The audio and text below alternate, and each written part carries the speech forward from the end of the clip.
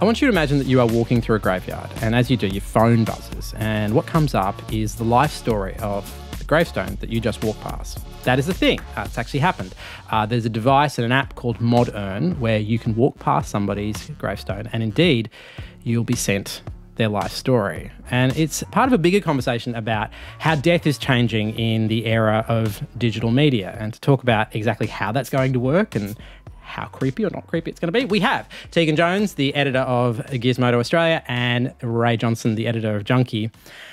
Let's just start with this app, right? Modern. What is it? Yeah, so it's not just something that's limited to the cemetery sites as well. This is something that can actually come in an urn form that you have in your home. You've got Nan's ashes sitting there on the mantelpiece, but also you can open your app and hear her voice and watch videos and look at images and really have those memories right in the palm of your hand on your phone. And anyone who has sort of family access to that part of the app can also add things to it. So you can add to it? Yeah, right, yeah, okay. which I find absolutely fascinating for family history research and things like that. Luckily, you do need approval in order to do that. That seems about right, doesn't it? Bad people are everywhere and they will do bad things on every platform, and you can only imagine the devastation that could occur if someone decided to, digitally vandalise someone's memory through an app like this. So I think that they've gone to a lot of measures to make sure that this is just a really safe, lovely way to remember your loved ones.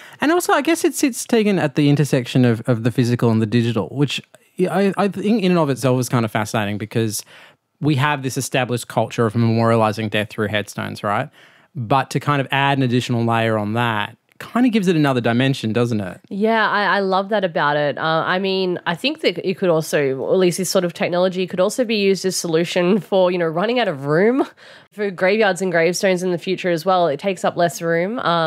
As a historian, I love it because, I love to hear about people's stories in history. So I know that if this was a really common thing, I'd probably be one of those creepy people walking around the graveyard just wanting to, see these people's stories. But what I found really interesting about this is that it's actually not just for humans. You can do it for your pets as well, which was fascinating. So, and look, pets are part of the family as well. And maybe some people wouldn't be interested in it, but I would.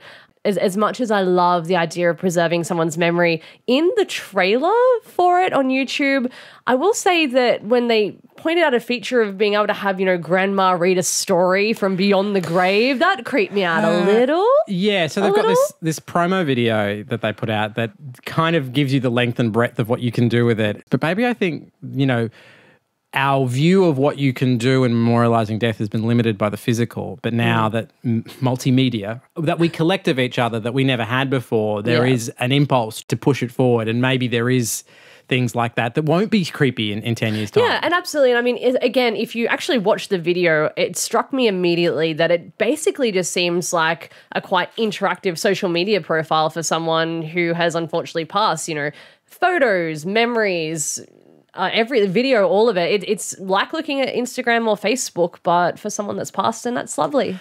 It does make me wonder how it would affect the grieving process. I thought that too, yeah. Because the first thing that I thought is those constant reminders and having constant access to people's voice and images and videos. Hard to let go. It's so hard to let go of someone, and when they seem like they're still here because we have immortalize them digitally. How do you move on? I mostly thought that for children as well, especially because they're pushing that as a feature, especially if it's a parent or, a close relation. Just it could be difficult for children to maybe process the fact that they're not still here if they can just, press a button and they're talking to them or reading them a story. That is such a good point. I had not considered that at all. And I think we already see that in a sense in terms of Facebook. When somebody passes away on Facebook, particularly a contemporary, somebody your age, and Facebook still put them up in the algorithm. Like you haven't spoken to blah, blah in a while. Well, there's a reason for that. Yeah, or it's their birthday today. Yeah. Yeah. Do you think, This is a bit of a question without notice, but do you guys know what the methodology is to indicate to Facebook this person passed away? You can do it. Yeah, yes. you can contact Facebook, let them know that they've passed away, and it becomes a memoriam page as opposed to an active profile.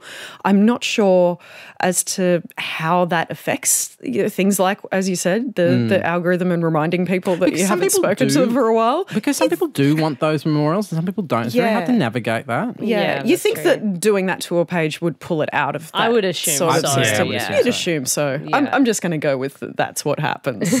Thanks, Facebook. Yeah, but it's still the same sort of issue though. The ubiquity of all those photos, and because so much of our life is already memorialized as we are living in a digital space. The fact that all of that stuff is so easily accessible and so globally accessible, it must have an impact on grieving processes. Yeah, from a personal, myself, just entirely egotistical perspective. That's always what I think of you. Mad ego. I Ray enjoy Johnston. the idea that my life will still be around once I'm gone.